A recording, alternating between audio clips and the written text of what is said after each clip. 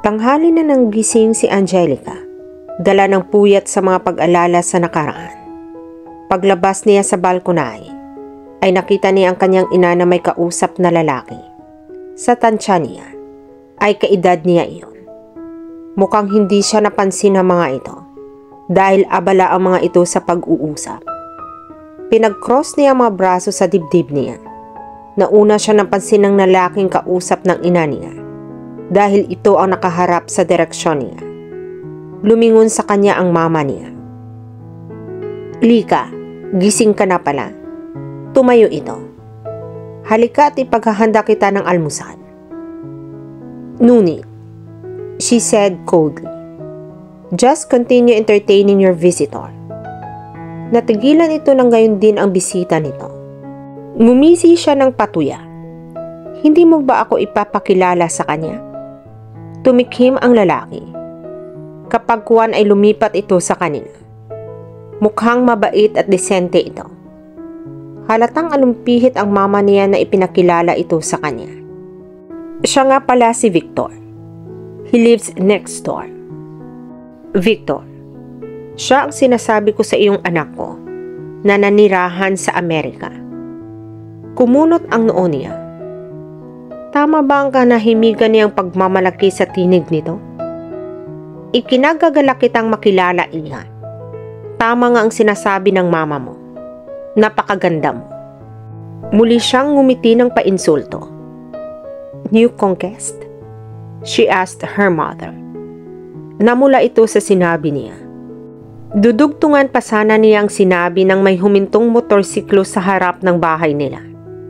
Napasimangot siya na makilala ang dumating. He smiled broadly. May palagay siyang kaya nitong makipaglaban sa araw kung may pagbabasihan. Ay ang ngiti sa mga labi nito. His smile was bright as the rays of the sun.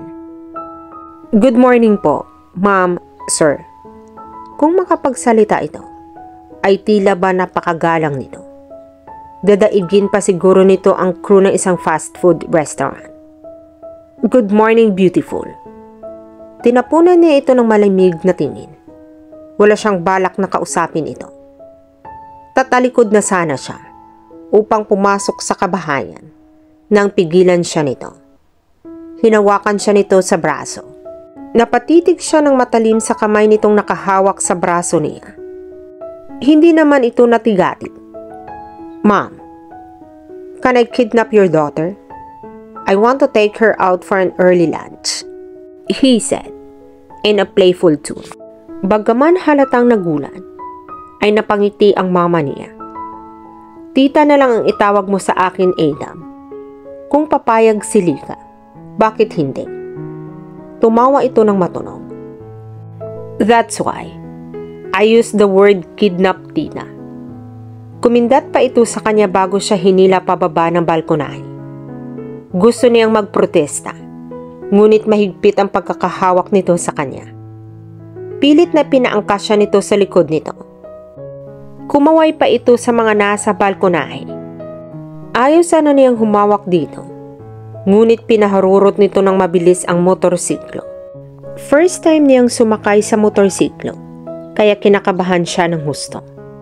Mariing nakakapit siya sa magkabilang gilid ng baywang nito. Inilapit niya ang bibig sa tenga nito. "Saan tayo pupunta?" tanong niya. "Just wait and see." Sagot nito ng malakas ng tinig. Nahimigan niya ang tinig nito ng kasiyahan. "Kaya saan naman?" "Can you slow down a bit?" Pasigaw na sabi niya. Tila lalo pa nitong binilisan ang pagpapatakbo, kaya napayakap na siya ng tuluyan sa baywang nito. Hindi ni rin niya maiwasang samyuin ang bango nito. Para siyang nalalasing sa amoy nito. Kung hindi lamang sa matinding pagpipigil sa sarili, ay malamang idinikit na niya ang mukha sa likod nito. "Angelica, what's happening to you? He just a man." May pakiramdam siyang nakatayo na ang lahat ng buhok niya pagbaba nila ng motorsiklo. Hindi niya maiwasang manalamin sa glass wall ng restaurant na tinigilan nila. Tama ang hinala niya. Napakagulo ng buhok niya. Nagpatiuna na siya sa paglalakad habang sinusuklay niya ang daliri sa mga buhok niya. Nagulat siya nang hawakan siya nito at kabiging palapit dito. Hindi niya inaasahan ang ginawa nito, kaya natisod siya. Maagap na naalalayan naman siya nito. Napasubsob siya sa dibdib nito. Tama pala siya nang naisip. Napakabango talaga nito. Pag-angat niya ng tingin, ay nagtama ang kanilang mga mata. Sa isang iglap ay nawala ang spark na bigla niyang naramdaman. Ang tanging gusto niyang gawin ay burahin sa mukha nito ang ngisi na naroon. Nanggigigil na itinulak niya ito. Wala kang modo. Ngunit sa halip na mabura ang ngiti nito, ay tila lalo pa itong nasiyahan. Alam ko, hindi lang ikaw ang nagsabi niyan. Still, I know you like me. Upang mapagtakpan ang pagkapahiya, ay tinangka niya itong sampalin. Ngunit agad na sinalag nito ang kamay niya at muli siyang hinila palapit dito. I told you, if you want me to kiss you, all you have to do is ask. Nakatitig ito ng husto sa mga labi niya. Tumayo ang mga balahibo niya. Hindi siya maaaring magpabuyo sa panunukso nito. She used all her strength to free herself. Bastos ka. Wala akong gusto sa iyo. And why is that? Hindi siya makaisip sa isasagot dito. I just don't like you. That's it. Really? Kaya ba sinisinghot mo ako? Nag-init ng husto ang mga pisngi niya sa hantarang pagbunyag nito sa ginawa niya kanina. Wala na rin saysay kung makikipagtalo pa siya rito dahil siya lang ang mapapahiya. Pumailan lang ang matunog na halakhak nito, kaya halos lahat ng dumaan ay napatingin dito. Hindi niya tiyak kung dahil sa lakas ng tawa nito o dahil talaga lamang nakakaakit ito. Ang dumaang grupo ng kababaihan ay halatang kinikilig dito.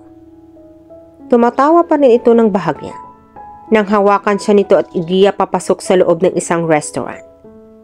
Isang simpleng kainan lamang iyon. Kung tutuusin ngunit maaliwalas at presko roon. Tila isang malaking bahay kubo iyon. Pagkaupo nila, ay agad na lumapit sa kanila ang unipormadong waiter at nagtanong ng order nila. Pinasadahan niya ng tingin ang menu. Pagkakuwan ay tiningnan niya ito. Sa paraang tila sinasabi ritong ito na ang bahalang mag-order. Tumingin ito sa waiter. Isang order ng sisig, sinigang na hipon, crispy pata, lechong kawali, at tig-3 order ng rice. Nanlaki ang mga mata niya sa dami ng in-order nito.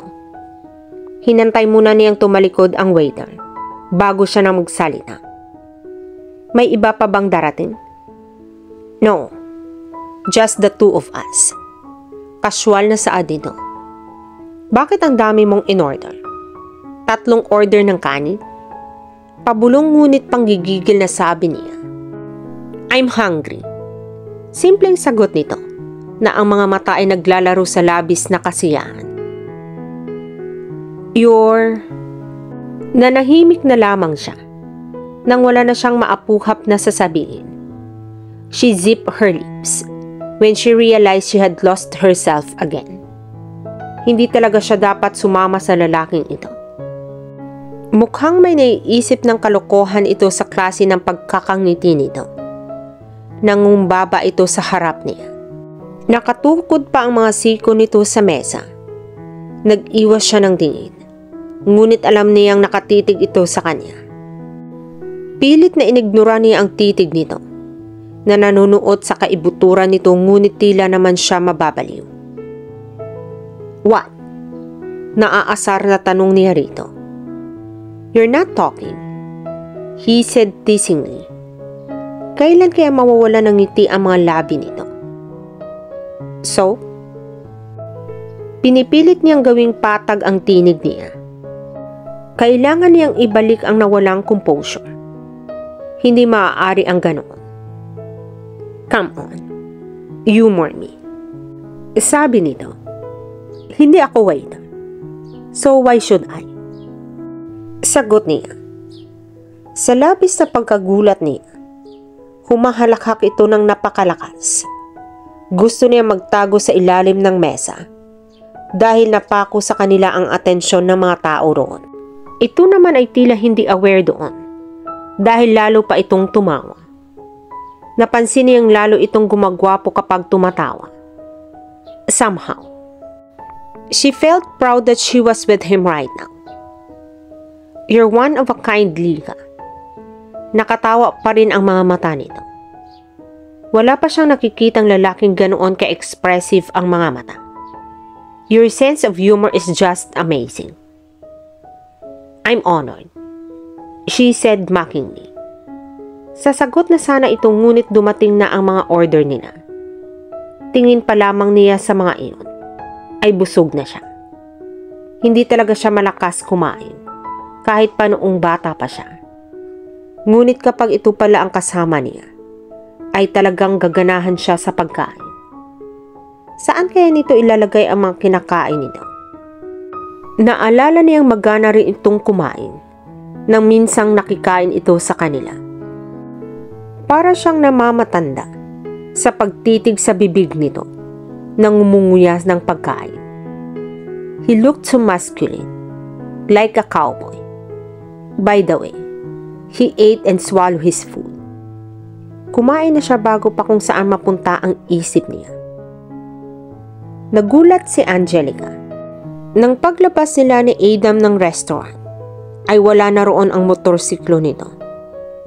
Where's your ride? Tanong niya kay Adam. Nagkibit balikat ito. It's not mine. Kinuha na siguro ng may-ari. Tugon nito. Napapalatak siya. Hindi sa'yo pero kinuha mo? Natawa ito. I borrowed it from a friend. Of course. Kung ganun ay uuwi na ako. Tatalikod na sana siya nang bigla siya nitong hilahin. Nagiging habit talaga nito ang paghigit-higit sa kanya na para bang may karapatan itong gawing iyon. Maglakad-lakad muna tayo. Kahit anong piglas ang gawin niya, ay sadyang hindi ito bumibitiw. Hindi niya gusto ang pakiramdam na tila tinutusok ng maliliit na karayom ang kamay niya. That was totally absurd. Gusto na niyang magtaka. Dahil lahat ng mga nakakasalubong nila ay napapatingin sa binata at pagkatapos ay lumilipat ang tingin ng mga ito sa kanya. There was something unusual with the way people looked at them. Bakit mo pa talaga ginagawa ito? Ha, Adam? Tanong niya nang hindi na siya makatiis. Kumislap ang mga mata nito at pagkakuwan ay huminto sa paglalakad. It's nice to hear you call me my name. Tila kilig na kilig ang itsura nito. Goodness! Ano ba talagang gustong mangyari ng lalaking ito? Hindi mo sinasagot ang tanong ko. Ano bang tinatanong mo? Napabuga siya ng hininga sa labis na frustration. Ano ba talaga ang plano mo? Hindi ba masyadong maaga para dyan? Wala talagang plano magseryoso ang lalaking ito. Papikhas na binawi niya ang kanyang kamay at tumalikod ngunit maagap na humarang ito sa daraanan niya. Okay, I got it. I'm serious now. Tiningnan niya ito ng matalim. Hindi niya alam kung maniniwala ba rito o ano. Kung ano man ang sasabihin nito, ay wala rin naman siyang pakialam. Pinag-cross niya ang mga braso sa tapat ng dibdib niya, indulging him to speak up. Huminga muna ito ng malalim, na tila ba isang napaka-importanting bagay ang sasabihin nito. I want to court you, Lika. I mean, yeah, right. I really want to court you. Namulsa ito. Tila hindi alam ang sasabihin. I already told you. I want to break the ice that surrounds you. You need someone. Somebody to ease that loneliness inside of you. And don't you dare me to deny it. I can see it in your eyes. Kung ibang babae siguro ang sinasabihan nito ng mga bagay na iyon, malamang ay nagtatalo na sa sobrang kagalangan. Ngunit iba ang naging epekto niyon sa kanya. Para siyang natulig sa sinabi nito. Umiiling na nilagpasan niya ito. Alam niyang susundan siya nito, kaya muli siyang humarap dito.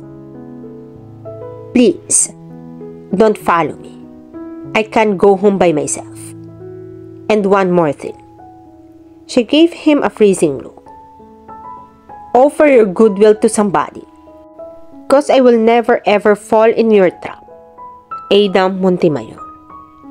Halos harangin na niya ang unang tricycle nang makita niya dahil sa kagustuhang makalayo rito. His words trigger long forgotten nightmares. Tila pa ulit-ulit na nag-echo iyon sa isip niya. Ang kapareho ring salita na narinig niya sa binata kanina lamang. Please let me court you, Angelica. Madamdaming pahayag ni Ivan. I know that you are sad. I can see it in you. I want to ease that sadness within you. Ngunit nang maglaon, ay kasinungalingan lamang pala ang lahat. Mas pinili nito ang pinsan niya kaysa sa kanya. Tila siya tinutuyan ng mga ito sa pagpapakita sa kanya ng pagkakaroon ng relasyon ng mga ito. Si Ivan, ang papa niya, at si Adam. Walang ipinagkaiba ang mga ito. Hindi siya nagpakahirap sa Amerika para lamang muling masira. At dito na po nagtatapos ang part 4 ng ating kwento. Sabay-sabay po nating abangan ang susunod na kabanata. Be good, be safe, and God bless po everyone.